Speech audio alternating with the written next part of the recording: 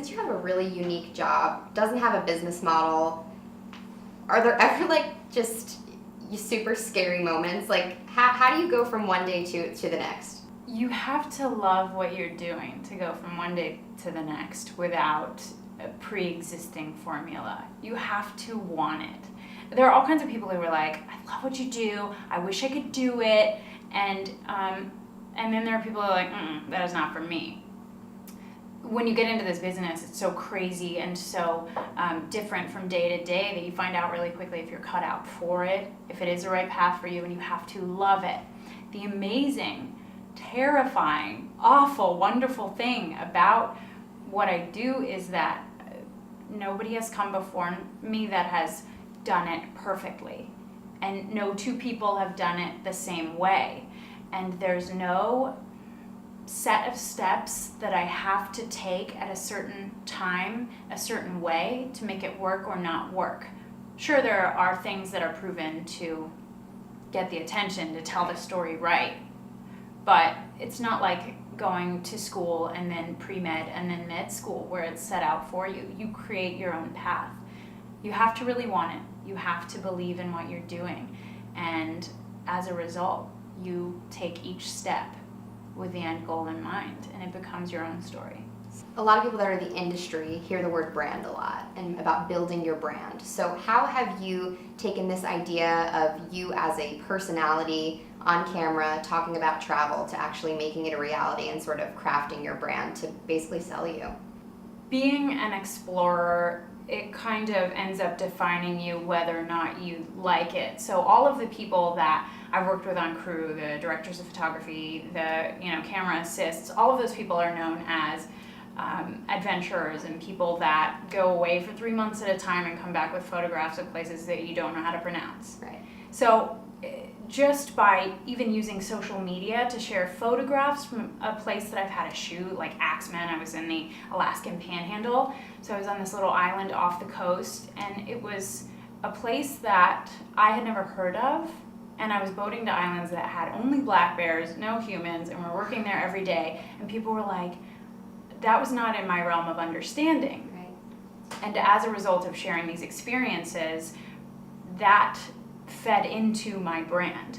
And so the more that I was able to see of the world or of people in the world, the more other people were seeing the same thing and through me.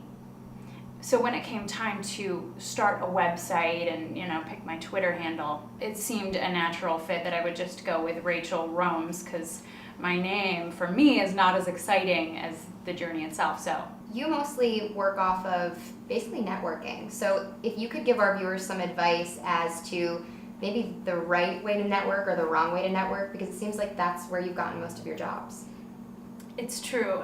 The biz, really tacky term, the biz. It is all about who you know, and that doesn't have to be gross. That doesn't have to feel sleazy. It's a matter of connecting with people. Again, it's all of this, all storytelling, all working within the bounds of society is about connecting to people, right? So when you are in a situation where there's somebody you admire, somebody you think you could work with, having a conversation is a great idea. Emailing people that you admire and saying, I like what you do, I'd love to take you for a coffee and hear about what you do. Sometimes you don't hear back, but you've lost nothing for trying. Absolutely. And when you hear back, you gain everything. People are willing to distill themselves for you. It could be 50 years of knowledge given to you over the course of an hour, and somebody says, these are the most important things I've learned. And then after that point, instead of either letting the connection fall by the wayside and going, well, I got what I got out of that, or bombarding the person with communications, emailing every now and again and saying, this is what I'm up to, what are you up to, is a great idea because it keeps things fresh. And don't forget to send a thank you note. Handwritten, I think, is key. My Nana was right when I was young. It's amazing how many people will ask for help. I get asked for help a lot, and there are people who don't follow up, and there are people who don't say thank you. And I think it's amazing that we haven't been taught better manners. So if you send a thank you, if you don't have an address, fine, send an email. If you can find an address, a company address, send a handwritten one, and people respond to the fact that you were listening to them and you recognize that it took time and energy to share their knowledge with you.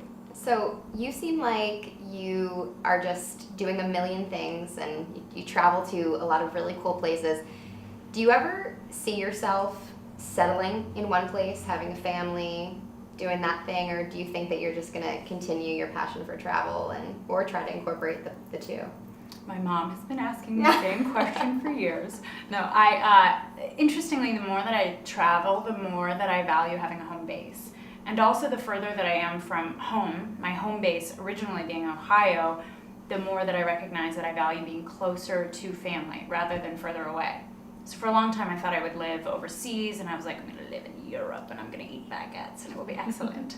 But at the end of the day, if I'm gone for 3 months in a place that is foreign to me in all kinds of ways and shocking to my system, when I get home and it's my bed and it's my shower and I know the weird nuanced way that I have to turn it on to get it to work right, I'm like, this is perfect. And also, I can begin to see how nice it is to have my feet planted, and I am beginning to choose the projects that take me away when I value them most, versus just going places because I want to be gone. I go because I want to be in those places specifically, and then I want to bring those places back and tell the stories fully, and I can do that here. Because you're traveling constantly, is it hard to date? I have a boyfriend that I met in Scotland during college, Okay.